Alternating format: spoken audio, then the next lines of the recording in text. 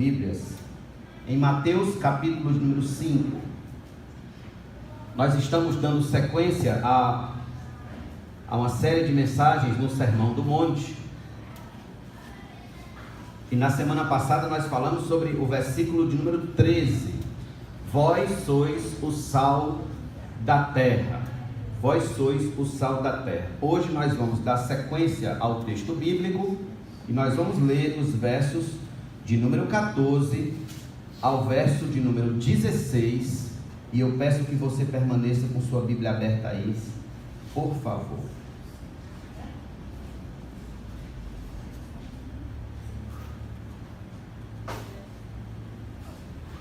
Vós sois a luz do mundo.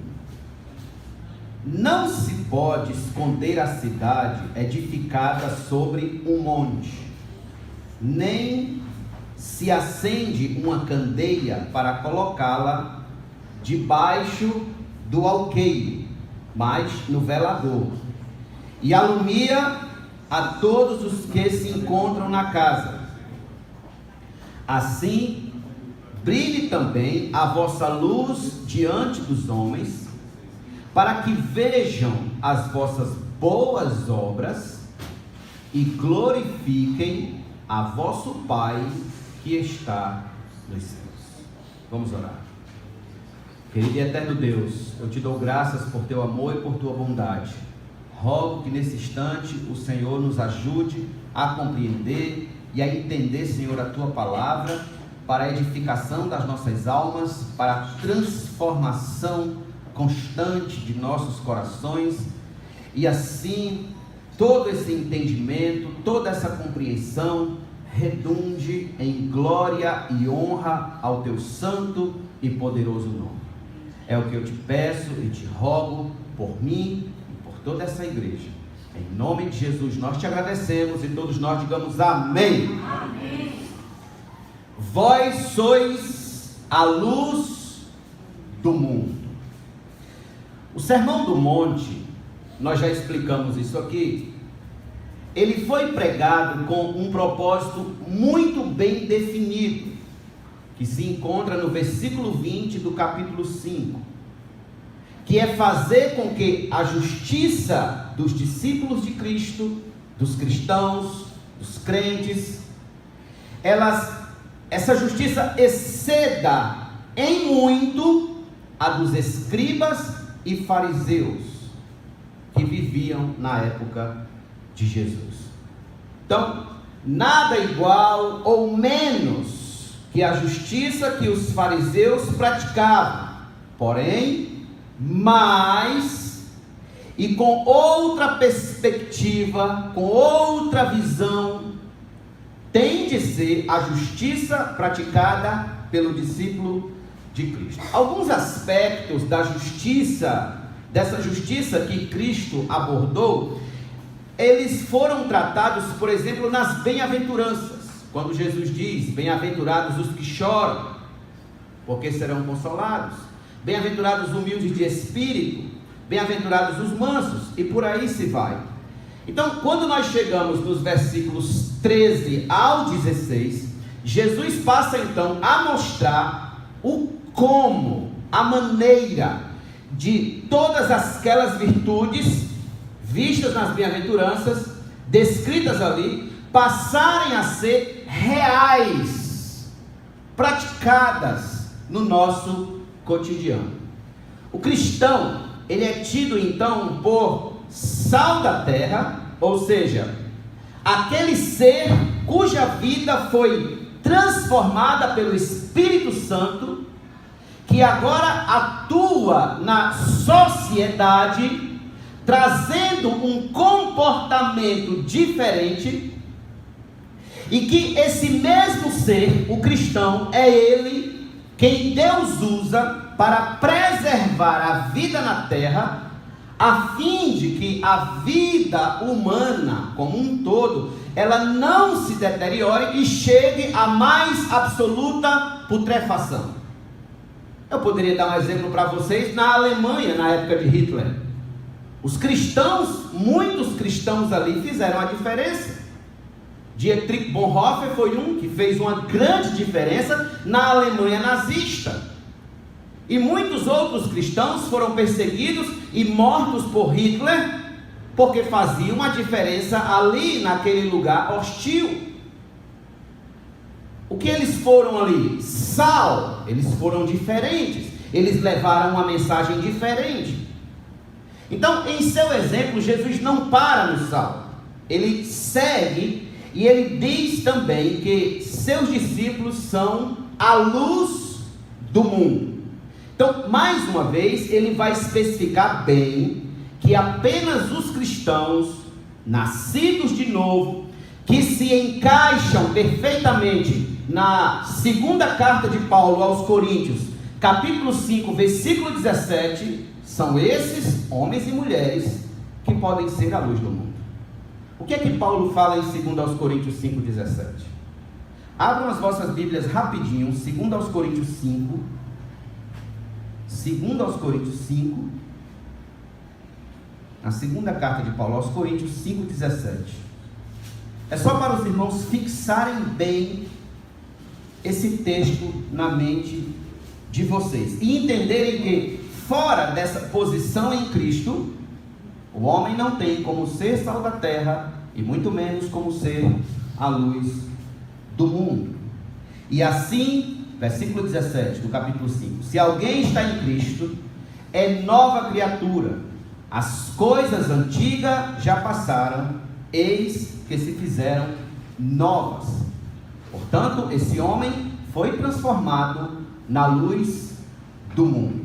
Por mais luz que o conhecimento humano possa trazer à mente entenebrecida pela ignorância, ela não torna, não transforma, em hipótese alguma, um homem em luz do mundo.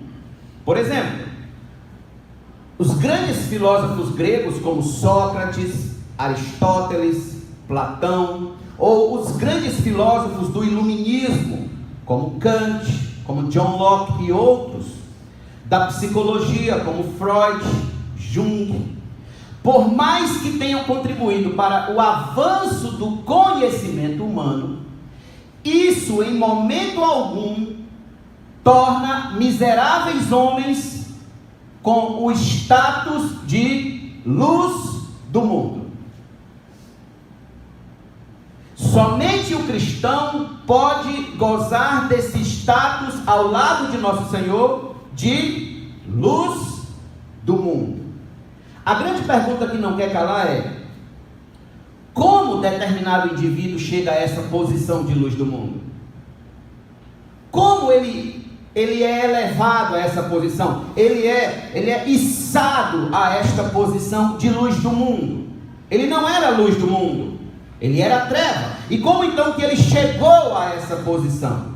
Veja bem, o cristão é alguém que passou por uma experiência de transformação. Ele foi transformado.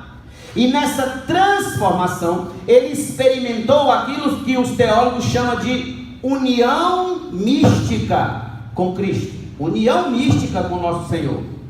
Então, aquilo que Cristo é em sua natureza foi nos transmitido no novo nascimento por meio do Espírito Santo, ao ponto de que a vida de Cristo agora habita em mim.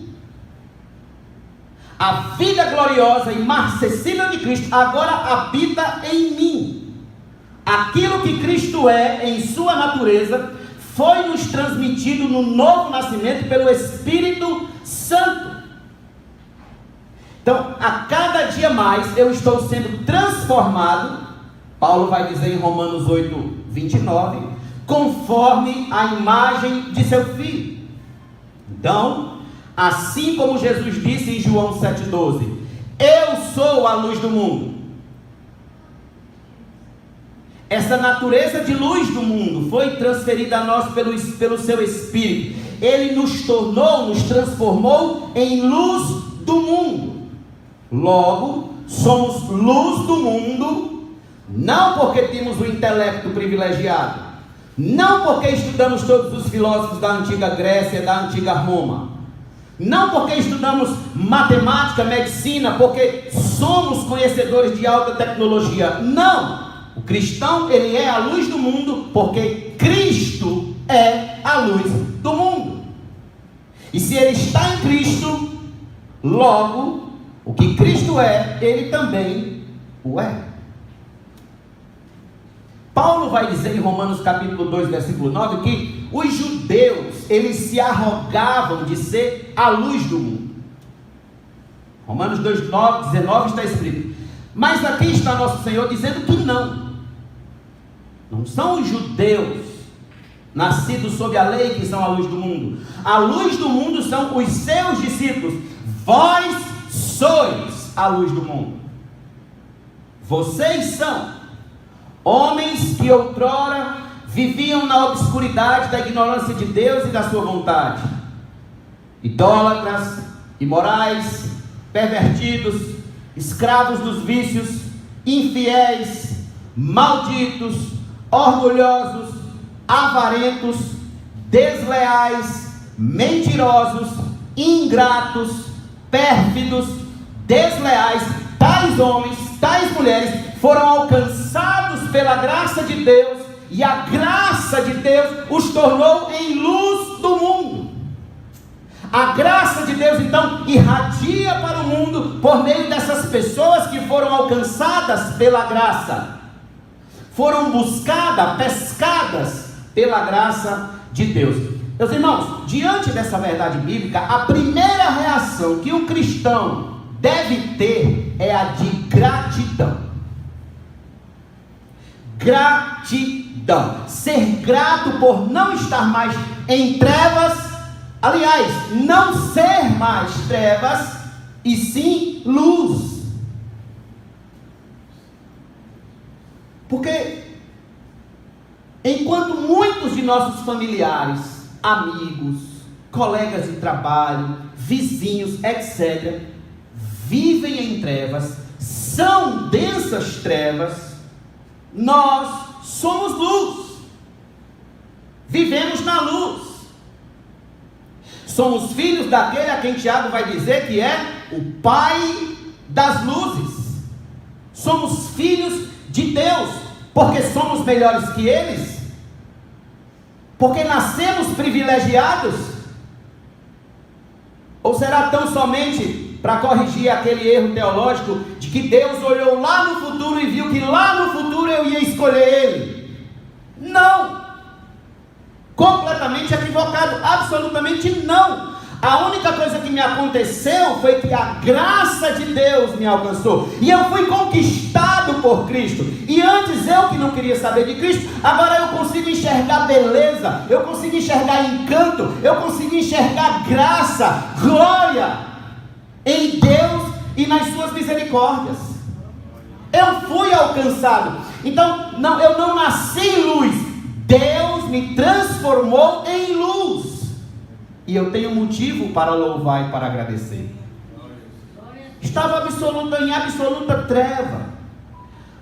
Então a misericórdia de Deus nos alcançou. Outro ponto importante aqui, meus irmãos, do que Cristo disse sobre o ser luz, é o lugar onde nós devemos ser luz. Porque Cristo disse: vós sois a luz do mundo.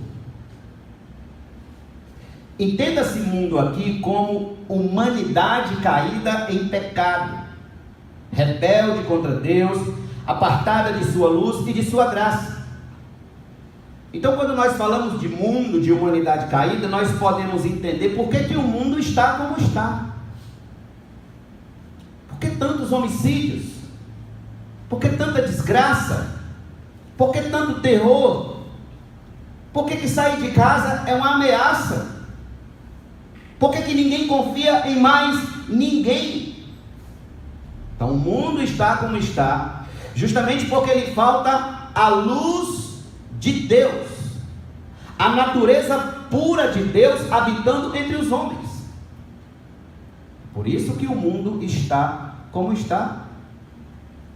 Nos ambientes mais distintos onde opera a desonestidade nos negócios, ali não está a luz de Deus. nos ambientes mais diferentes onde se opera a prostituição nos relacionamentos, ali não está a luz de Deus. Onde as conversas são imorais, não está a luz de Deus. No ambiente onde filhos não respeitam os pais, ali não está a luz de Deus. No ambiente onde pais são a vergonha pública dos filhos. Eu conheço muitos casos assim, onde os filhos têm vergonha dos pais, têm vergonha das atitudes dos pais, têm vergonha da atitude da mãe, da atitude do pai. Ambientes onde alunos não têm a menor consideração com professores. Ambientes onde cônjuges agem sem o mínimo de decência. Ambientes onde servidores públicos são peritos no crime de peculato e concussão. Eis ali, portanto, um ambiente em treva, em negridão, em escuridão, que carece da luz de Deus. O cristão, o crente, o nascido de novo, é justamente a luz que deve brilhar nesses ambientes de trevas. Quando Paulo escreve aos Efésios, Paulo mostra claramente que há uma diferença nítida entre o que está nas trevas e o que está na luz. Veja o que aqui Paulo diz. Abra a sua Bíblia em Efésios capítulo 5. Efésios capítulo número 5, versos de número 3 em diante. Efésios 5,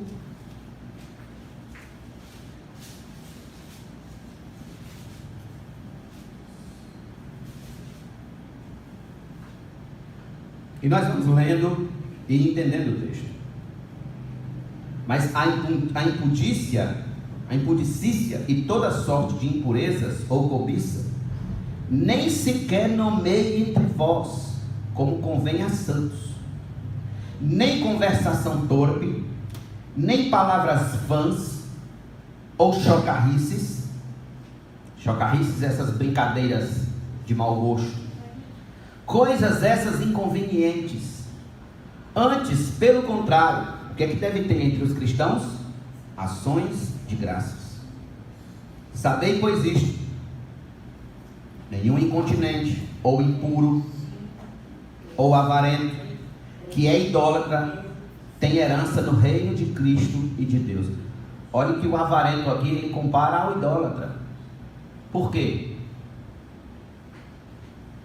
Porque o Deus desse homem e dessa mulher é o dinheiro. E ninguém pode servir a dois senhores. Ou serve-se a Deus de todo o coração, ou serve-se a riqueza, a mamon. Verso 6. Ninguém vos engane com palavras vãs, porque por essas coisas vem a ira de Deus sobre os filhos da desobediência. Portanto, não sejais participantes com eles. Olha, quando Paulo diz não sejais participantes com eles, abre-se um parêntese. Sabe aquele negócio lá na empresa que vai gerar muitos lucros e dividendos, porém é desonesto? Paulo está dizendo, não seja participante com ele. Sabe aquela conversa na família, que é justamente uma conversa que vai gerar divisão, inimizade, intriga, falsidade? Paulo diz, não seja participante com eles. Sabe aquele comportamento que vai gerar justamente desonra, falta de louvor ao nome de Deus? Paulo está dizendo, não sejais participantes com eles, com os filhos da desobediência. Aí Paulo diz no versículo 8, pois outrora éreis trevas. Olha o que é que nós éramos, éreis. Nós éramos trevas, estava nessa condição de treva. Porém, agora sois luz no Senhor. Andai como filhos da luz. Andai como filhos da luz. Porque o fruto da luz Quais são os efeitos da luz na vida de um cristão? Consiste em toda bondade e justiça e verdade, provando sempre o que é agradável ao Senhor. Agrada a Deus? Aquele negócio agrada a Deus? Aquela amizade agrada a Deus? Aquele relacionamento agrada a Deus? Aquele comportamento agrada a Deus? Aquela maneira de falar agrada a Deus? É luz ou é treva? Versículo de número 11: e não sejais cúmplices nas obras infrutíferas das trevas, antes reprovai-as, porque o que eles fazem em oculto, o só referir é vergonha. Reprovai-as. O cristão, ele tem que ter essa atitude de reprovação, de dizer não. Ah, mas vão ficar chateados comigo se eu disser não. Não importa. Reprovai-as é a mensagem bíblica, é a palavra bíblica. É por isso que ser cristão, irmãos, é ser radical, mas radical biblicamente. É por isso que se envolver com política é um desafio para o cristão. Porque aqui, quando ele for chamado para participar das obras infrutíferas das trevas, o seu mandato, por exemplo, pode ficar anulado a partir de então, só por ele não participar. É um desafio. Então, o cristão é alguém, ele sabe que já foi treva. Quem não sabe aqui que já foi treva um dia? Eu sei que eu já fui treva. Eu já agi como treva. Eu sei como é que a treva age. Eu sei como é que um homem em absoluta escuridão mental, espiritual, morto em seus delitos e pecados, ele age. Eu sei disso. Mas eu não sou mais obrigado a participar disso. Por quê? Porque eu fui transformado em filho da luz. Logo, eu tenho que andar como filho da luz. Andai como filhos da luz. Você foi transformado em um filho da luz, em uma filha da luz. Você tem que andar lá no seu trabalho como um filho da luz, lá na sua vizinhança como um filho da luz, lá na sua casa como um filho da luz, e não como um filho das trevas. Sois luz do Senhor, é isso que Paulo está dizendo. Olha que texto, ele deixa mais claro ainda quando nós encontramos aqui em Filipenses, capítulo 2. Filipenses 2. Versículo de número 15.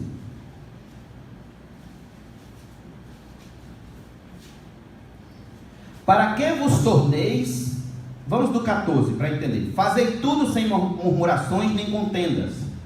Ele está orientando aos filipenses.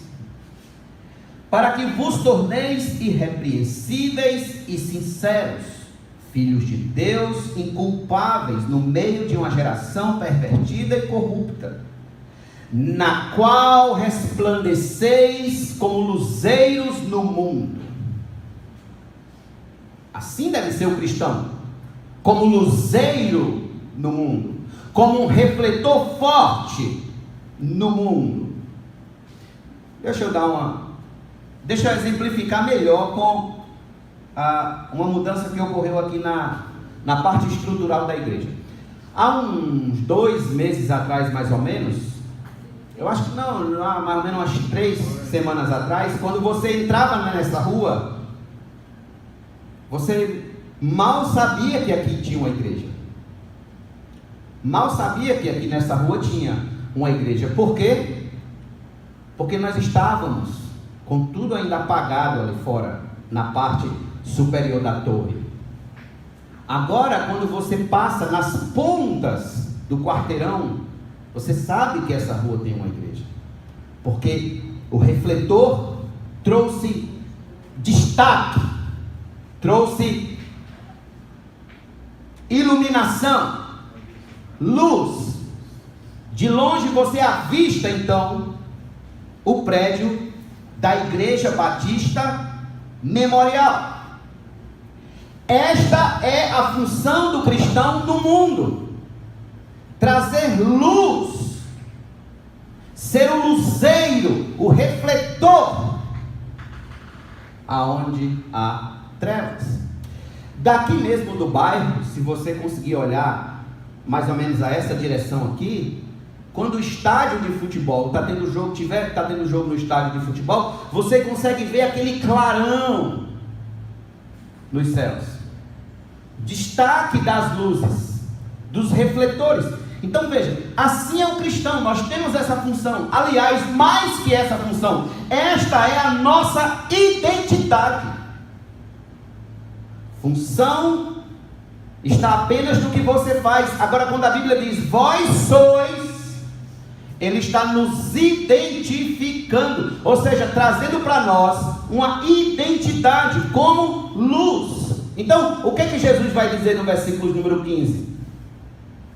Jesus vai dizer que toda cidade que está sobre um monte, não tem como ela não ser vista. Muito bem, o cristão é a cidade edificada sobre um monte, ela é vista por todas, vista absolutamente por todas. Qual é o grande problema do cristianismo moderno? O grande problema do cristianismo moderno é quando seus membros esquecem o que eles são. É quando nós não damos importância àquilo que nós somos, o que nós somos neste mundo, e passamos então a viver um cristianismo meramente formal, um cristianismo meramente de aparências, de fachada, um cristianismo meramente de superficialidades, e não um cristianismo comprometido com essa identidade. Então, hoje em dia é normal você topar com muitos frequentadores de igreja, pessoas que vêm ao culto e gostam dos louvores, e gostam de como a luz é acesa, e gostam de como a banda toca, e gostam de como o pastor traz a palavra, e gostam de ouvir mensagens de autoajuda, mensagens que lhe trazem bom ânimo. Mas são pessoas que nunca saem, nunca dão um passo além. Elas permanecem aí, fincadas, estacionadas, paralisadas, nessa condição de não se identificar, de não assumir, de não abraçar o cristianismo no total de sua vida, na integralidade de seu ser. Portanto, o sal deixa de ser salino, e a luz que essas pessoas tanto querem está escondida, e ninguém nunca sabe que elas são cristãs. Ninguém sabe que elas são cristãs no trabalho, ninguém sabe que elas são cristãs na vizinhança, ninguém sabe que elas são cristãs na rua, no shopping, nas lojas, seja lá onde estiver, ninguém sabe que elas são cristãs. Me lembro uma feita, estava no Banco do Brasil, e de repente chegou um senhor que congregava em nossa igreja, na cidade lá no Ceará, no sertão do Ceará, e eu mais retraído um pouco no final da fila, e eu percebi quando ele furou a fila. Ele não tinha me visto, e eu lá atrás, esperando minha vez. Quando ele me avistou, ele ficou sem chão, e foi tentar se explicar. E essas coisas, quando a gente erra, irmãos, a gente só tem uma saída: é confessar, é aceitar que a gente errou. Porque se a gente for explicar, fica pior. A gente fica caindo de abismo em abismo, em abismo, em abismo, e a gente nunca chega ao piso da verdade. Errou, confessa, pronto, é muito mais bonito, é decente, é bíblico, né? Provérbios 28, e ele foi se explicar, aí foi que foi pior. Então, veja que tipo de situação. O cristão nascido de novo, ele, por certo, como luz, ele vai entender que ali está o lugarzinho dele na fila, ele tem que seguir como todo mundo está seguindo.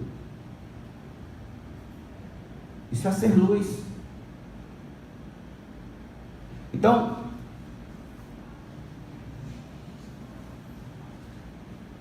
Este é um ponto da mensagem de Cristo que a gente não pode nos olvidar.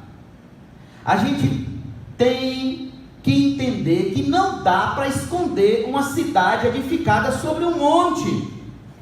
Que não dá para pegar, não adianta eu acender uma luz e escondê-la. Se o intuito dela é iluminar, qual é o propósito da luz? Iluminar. Qual é o propósito do sal? Salgar, trazer sabor. Qualquer coisa que ele exista para menos do que isso, ele é inútil. Absolutamente inútil. Não serve. O propósito da luz é iluminar. Esse é o propósito da luz. Iluminar todo o ambiente. Portanto, tendo definido bem o propósito da luz, veja só como Jesus aplica a sua mensagem fazendo comparação daquilo que o cristão como luz, ele deve brilhar. Volte lá para Mateus capítulo 5 comigo, por favor. Mateus 5, verso 16. Assim brilhe também. Quando ele diz assim, ele está querendo dizer o seguinte: da mesma forma que uma cidade edificada sobre um monte, ela é vista, da mesma forma que uma luz, ela não é feita para ficar debaixo de um alqueire é como se fosse um balde, mas é para ser posta no velador da casa e alumiar todos. Então, assim brilhe também a vossa luz diante dos homens, para que vejam as vossas boas obras e glorifiquem a vosso Pai que está nos céus. Jesus está dizendo que o crente não deve se esconder a sua real identidade, mas antes ele deve se fazer conhecido por todos, como luz, como filho de Deus, como nova criatura, com novos atos e novas motivações. Nós vamos estudar melhor essa situação de novas motivações quando a gente chegar no capítulo 6. Mas a gente já está aqui vendo que um cristão, antes ele fazia tudo com uma motivação equivocada, que era o quê? Trazer honra e glória ao seu próprio nome. Então ele foi transformado, e ao ser transformado, ele então passa a viver com as motivações corretas. Qual é a motivação correta? Viver para a glória de Deus, não mais para a minha glória, não mais para o meu louvor. Eu tenho uma dificuldade, irmãos, em postar mensagens na internet. Eu posto, mas eu tenho uma dificuldade no meu coração, porque a minha grande dificuldade é até que ponto eu estou postando essa mensagem para que Deus seja glorificado e não meramente eu apareça como o pregador da história, como o destaque da história. Não. Então eu posto e eu busco me firmar meu coração em cima da seguinte verdade: eu preciso produzir para o Evangelho, eu preciso produzir para a igreja. Tem pessoas que ouvem Augusto Nicodemos, não gostam daquele estilo, tem outros que não gostam de Hernandes, tem outros que não gostam de Franca, de Jonas Madureira, e assim vai. Mas o importante é que os pregadores estejam sempre produzindo, porque o Evangelho vai chegando. O importante é a mensagem que vai, o importante é o conteúdo bíblico que vai alcançar as pessoas lá onde elas estão, e não meramente quem está transmitindo. Então essa é uma questão de se analisar as motivações. Então, diante dos homens, essa luz deve brilhar em quê? Em boas obras, em atos de justiça, em bondade, em verdade. O grande fato é que, assim como a luz, ela ilumina naturalmente, o cristão, ele também deve iluminar naturalmente. Os seus atos devem ser atos naturais, que iluminem naturalmente os ambientes.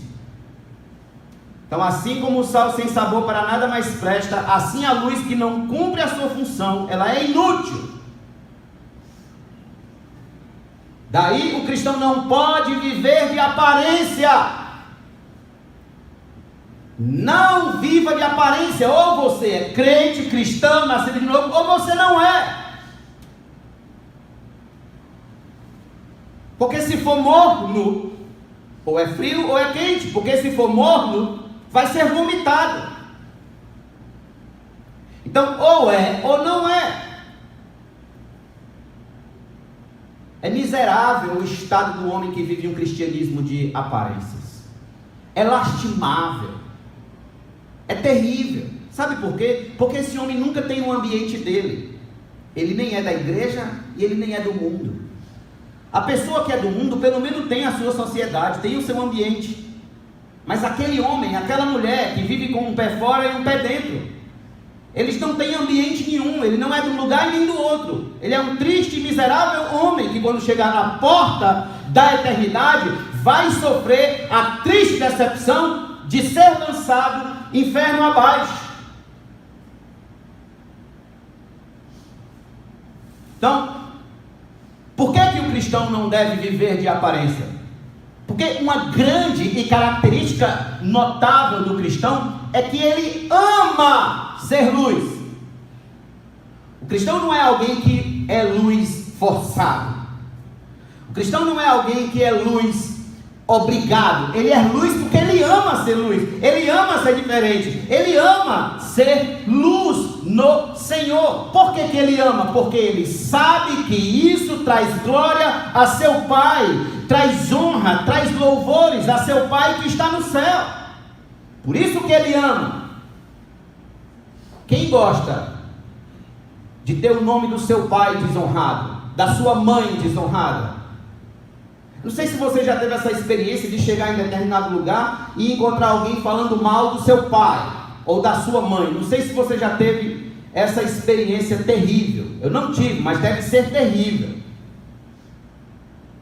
Então, da mesma sorte, o cristão, ele deve ter zelo pelo nome de Deus, pela honra de Deus, pela glória de Deus. A sua maior empolgação é ver Deus sendo devidamente glorificado, e seu maior temor é ver o nome de Deus ser desonrado por sua própria causa, por culpa sua, culpa de suas atitudes.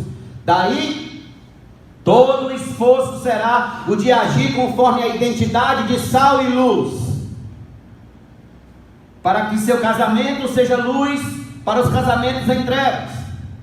Agir como sal e luz para que seus negócios sejam luz ante as propostas desonestas. Para que a criação de seus filhos sejam luz frente às famílias em trevas. Para que seu ministério seja luz ante a falsidade religiosa. Para que seu posicionamento político seja luz frente a todo e qualquer posicionamento que desonra a Deus, que desmoraliza o nome de Deus, que pega os valores eternos da palavra e são jogados na lata do lixo. Então, abrindo aqui um parêntese sobre esse assunto, eu não tenho como apoiar um posicionamento político, se eu sou cristão, eu não tenho como apoiar um posicionamento político que defende o aborto, porque Deus é contra o aborto, que defende as pautas LGBTs, porque está escrito nas escrituras que é pecado, que é abominável aos olhos do Senhor. Pautas que são absurdamente defendidas politicamente, de forma contrária à boa, perfeita e agradável vontade de Deus. Eu não tenho como. Não posso servir a dois senhores. Então, é por enxergar as nossas boas obras, meus irmãos, obras de genuína piedade, cujo fim é a glória de Deus, que os homens vão glorificar a Deus. Como é que os homens vão glorificar a Deus? Então, cristão, em nome de Deus e das Escrituras, assuma a sua identidade de sal e luz do mundo. Você foi salvo para glorificar a Deus, sendo sal e luz, sendo diferente, não sendo igual a eles. Sendo diferente. Abra sua Bíblia na primeira carta de Pedro, capítulo número 2. Primeira carta de Pedro, capítulo 2.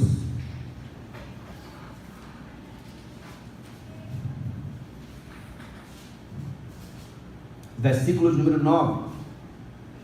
E eu peço que os irmãos permaneçam com as vossas Bíblias abertas aí.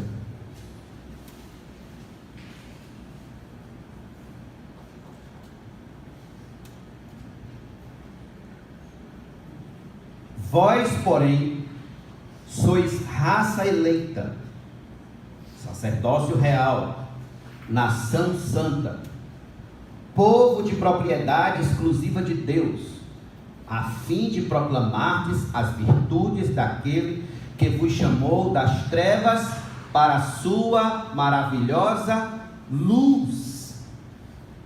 Olha em que reino nós estávamos, no reino das trevas.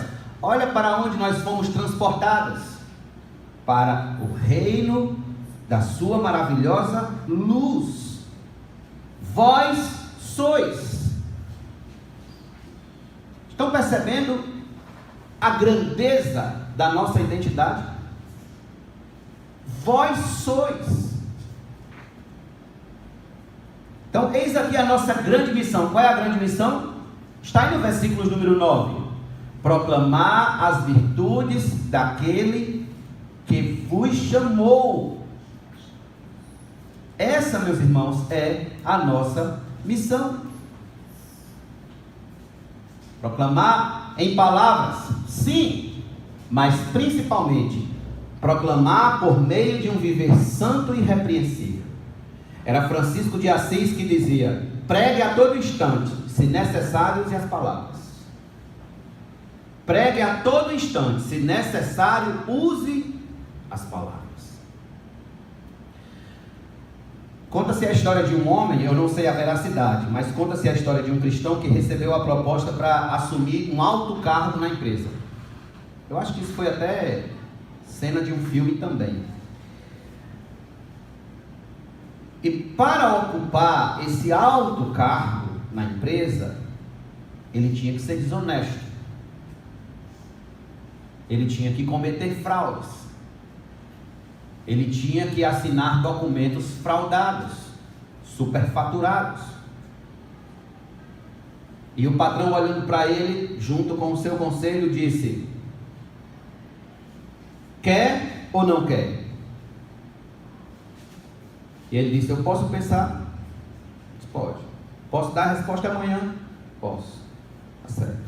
Pode ir para casa. E ele foi para casa. No outro dia, quando ele chegou, o patrão mandou chamá-lo e disse: e aí, pensou?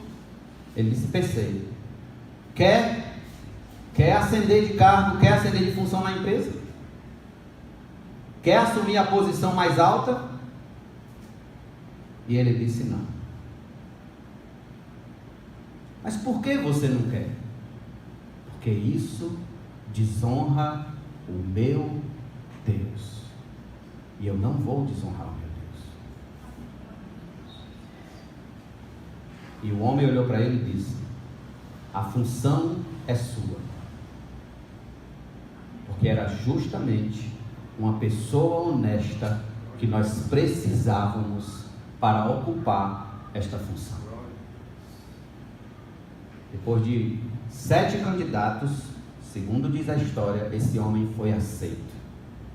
Eles fizeram um teste com aquele homem. Ele foi luz.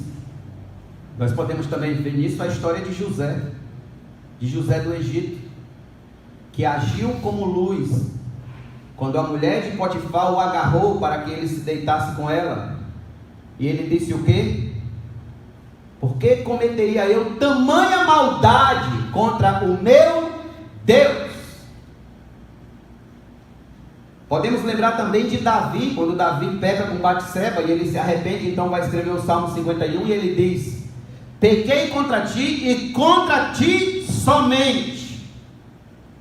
Por que contra Deus somente? Porque todo pecado, a princípio, ele é contra Deus. Contra Deus. Quem mais que eu possa nesta terra prejudicar, que tenha a importância de Deus? Ninguém. Isso é ser luz. Então, diante das propostas mais tenebrosas que o mundo lhe fizer, lembre da sua identidade. Lembre que você é luz e que a luz não se une com as trevas. Paulo vai dizer que comunhão há entre treva e luz? Nenhuma. Entre o santo e o profano? Nenhum. Aí na primeira carta de Pedro, capítulo 2, veja comigo do verso 11 ao verso 15. Amados, exorto-vos como peregrinos e forasteiros que sois. É o que nós somos, forasteiros e peregrinos dessa terra. A vos absterdes das paixões carnais que fazem guerra contra a alma, mantendo exemplar o vosso procedimento no meio dos gentios, para que naquilo que falam contra vós outros, como de malfeitores, observando-vos em vossas boas obras, glorifiquem a Deus no dia da visitação. Sujeitai-vos a toda a instituição humana por causa do Senhor, quer seja o rei como soberano, quer as autoridades como enviadas por ele, tanto para castigo dos malfeitores, como para louvor dos que praticam o bem. Porque assim é a vontade de Deus, que pela prática do bem façais emudecer a ignorância dos insensatos. Os homens glorificam a Deus, ouça isso. Os homens glorificam a Deus quando as acusações que eles fazem contra nós são silenciadas por nossos atos de justiça. Eu vou repetir isso aqui. Os homens glorificam a Deus quando suas acusações contra nós são silenciadas, emudecidas por nossos atos de justiça no nosso dia a dia. Não é que o indivíduo vai sair dando glória a Deus no meio da rua bem alto porque viu você praticar justiça. Não, é porque ele não tem nada o que dizer do seu ato de justiça. Não tem nada contra, nada que envergonhe o nome do Senhor, nada que venha trazer desonra ao nome de nosso Senhor. O silêncio dele glorifica a Deus. Portanto, comprometa-se com o que Cristo lhe transformou. Cristo lhe transformou em luz, para que brilhe neste mundo de trevas, resplandecer como luzeiro, refletor. Irmãos, nós devemos viver de tal maneira que o mundo fique espantado conosco. Que o mundo se pergunte, por que esses crentes são tão diferentes? Por que eles se comportam desse jeito? O que é que eles têm que nós não temos? O que faz deles essas pessoas assim? O mundo precisa estar se perguntando o tempo todo, perplexo, por que eu, por exemplo, não minto para ganhar mais no meu emprego, quando muitos estão fazendo o mesmo? Por que eu não estou num processo de inimizade, de traição, de deslealdade, de infidelidade, quando muitos estão fazendo isso para se dar bem na vida? O mundo precisa justamente disso, de ficar perplexo com isso. E a resposta para o mundo é simples. Por que esses crentes são tão diferentes? É porque nós somos refletores de Cristo. Se você preferir, nós somos cópias de Cristo. Cópias. Fomos transformados em sal da terra e em luz do mundo. Então não saia daqui triste. Não saia daqui triste. Se você sair daqui triste hoje, você não entendeu essa mensagem. Se você tiver entendido essa mensagem, você vai sair louvando a Deus, glorificando a Deus, porque apesar de ser quem você é, Ele lhe transformou na luz do mundo. Ele lhe fez ser o sal da terra. Quando Deus olha dos céus e Ele lhe vê, Ele diz por meio da sua palavra: eis ali a luz do mundo. Filho meu e filha minha, que é a luz do mundo. Amém? Curve sua cabeça.